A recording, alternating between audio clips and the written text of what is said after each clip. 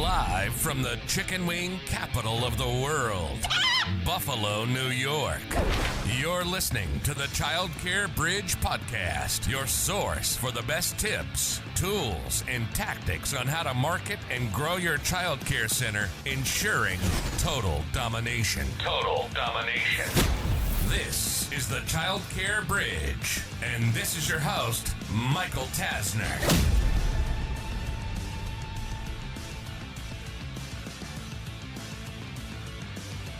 Hey there, and welcome to this week's episode of the Childcare Bridge. Today is a continuation of our 4-part series on dominating fall enrollment. There are a lot of tactics, a lot of strategies that you can use to make sure that you set yourself up for an amazing fall enrollment session. And when I look at everything holistically and start to separate things into buckets, I wanted to talk today about some of the best offline marketing strategies that you can deploy to drive more interest to your center.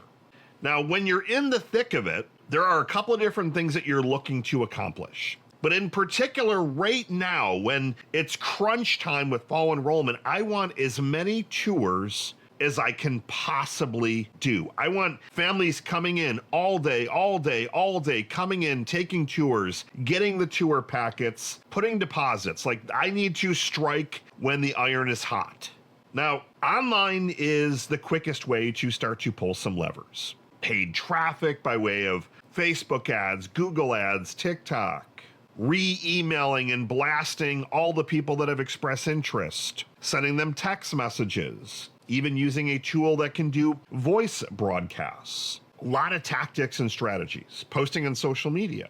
But if I then start to look at, well, great, all that stuff is great, but if I want to double or triple my impact, what do I have to do? Do I just invest more in digital, or should I also combine offline with online? And that is where the marketing areas converge and where you end up producing the best results. I could argue that online marketing is more effective than offline. I could argue the opposite and say offline marketing is more effective than on. And I can show you data for both. I can show you data talking about parent referrals and word of mouth and all that great stuff. But at the end of the day, the online marketing you're doing is going to help amplify your offline marketing. The offline marketing is going to amplify your online marketing. It's the same thing with doing Facebook advertising. When you're putting money on Facebook, you're advertising, and there's something called impressions, reach, how many people are actually seeing whatever you're putting out there. Now, you might only get 100 people that clicked your ad, but maybe 20,000 people saw it. So 20,000 people at some point saw your brand name, saw your ad. Now, the chances are high that they have already forgotten and moved on to something else. However, they still saw something, and hopefully they will remember an aspect of it. And they might end up a couple days later going to Google and typing in your center name. You go, I remember a center. Oh yeah, it was ABC Childcare. And that's something called attribution. There are a lot of different ways to do attribution. What is the first piece of contact? So where did they first hear about you? Last attribution or last in? What did they say? Well, I fill out a form on the website. But that could be the last in that then booked the tour, but maybe the first in was they saw an ad on Facebook 6 months ago.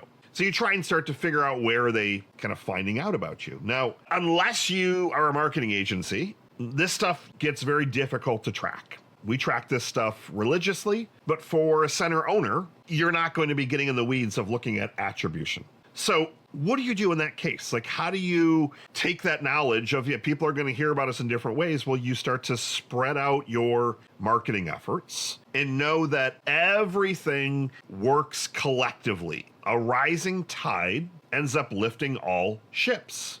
So offline marketing, when deployed correctly, can be just as effective as you going to Facebook. But there is one key ingredient to this being successful for you. There are too many times where I have talked to a center and they've said, I've tried radio or TV or billboards, direct mail, flyering neighborhoods. They've tried. Didn't work. Ran a couple of radio ads. I didn't get one call. We flyered this neighborhood, nothing, crickets. We sent 1,000 direct mail pieces, didn't hear anything. I think maybe one person called and said, take me off the list. So I start to hear those stories. And at first reaction, if I wasn't a marketer, I'd be like, oh my gosh, you just sent 1,000 pieces of direct mail. So you probably invested, let's call it $500, $600, $700 to hear crickets. But the missing ingredient is an R word. And that R word is repetition. The only way that your online marketing is going to get better with your offline marketing is that if your offline marketing continues to be repeated. So let's go through a couple of examples. So let's start with my favorite, which is direct mail. What I love about direct mail is that we can laser target very specific neighborhoods. It's a lot harder to target a very, very, very small radius on Facebook. When I'm saying small, I'm talking like a street. So if you know that there are certain neighborhoods around your center that have families, there are a dozen different places that you can buy data from, but you get these mailing lists. And you can laser target those specific families. But where centers make mistakes is they'll say, great, how many families are within 3 miles of our center? And they will say, great, so there's 1,000 families, let's get that direct mail piece, let's hit them all. And they send it once. If you've learned anything from all the different episodes that I've been doing, all the teaching, the tactics that I provide, you should know by now that people need to hear, see, talk to you at least 7 to 10 times before they're even in a buying readiness state. And in some cases, 15 or 20. So why would you think that they're going to see one piece of direct mail and magically want to enroll their child, their son or daughter, at your center? Instead, what I want you to do, depending on your budget, is option A. You would, instead of hitting 1,000 people, you would hit 200 people.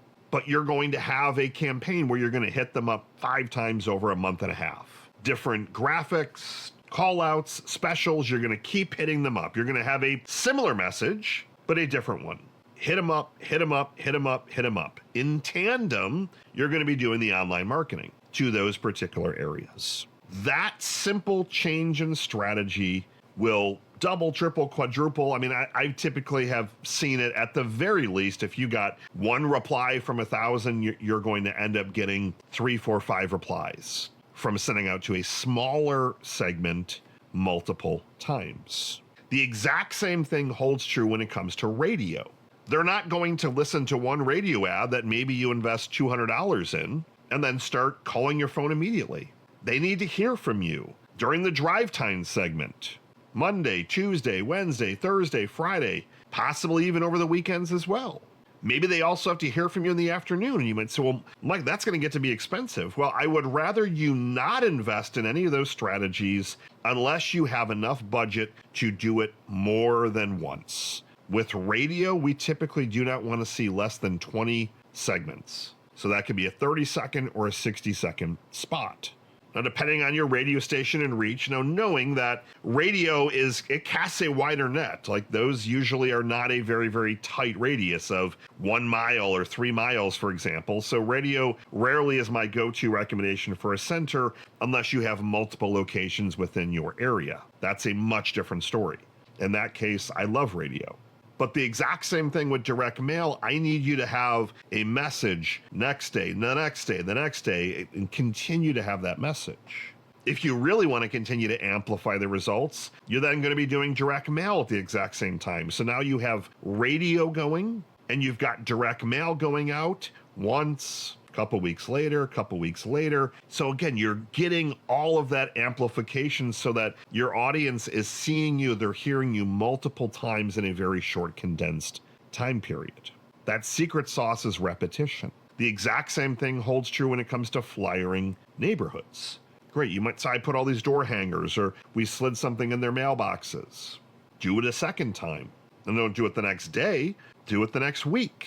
If you're going to do a billboard, don't just do the billboard for a week. Do it for a month. Do it for 2 months, 3 months. Marketing, like a fine wine, gets better with age and the more that they're continuing to see you.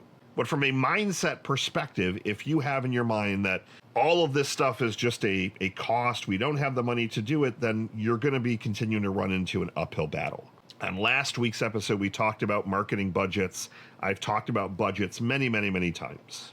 For you to start to really figure out your marketing budget and marketing spend, the most important thing that you need to do is to reframe the way you look at your metrics, your numbers, to look at what is the lifetime value of an enrollment. And that numbers tells a very different story than your bottom line profit, for example.